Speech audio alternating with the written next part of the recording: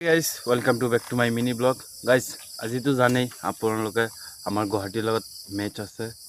মানে মেচ হ'ব আজি ৰাতিপুৱা ওলাই দিছোঁ চাওক কিমান নিয়ৰ পৰি আছে গম পাইছেনে গাইজ মই চাইকেলটো নবহঁতৰ ঘৰত থৈ পেলাই বাইক দি ওলাই দিছোঁ গম পাইছে বাইক দি আহি পেলাই বহুত ভাল লাগিছে মানে ভাগৰ লগা নাই মেচ আছেতো সেইকাৰণে বাইক দি আহিছোঁ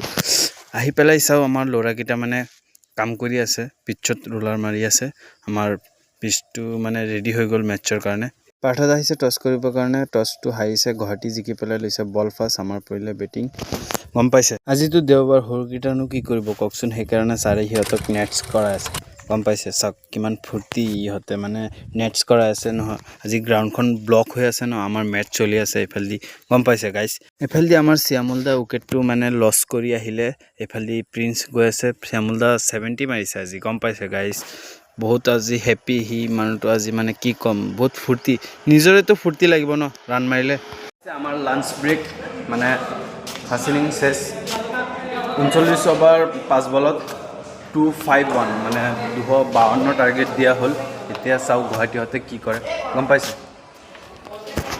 কি লগাই আছে লগা লগা আৰু ভালকৈ লগা কোলা হৈ যাবি চাবি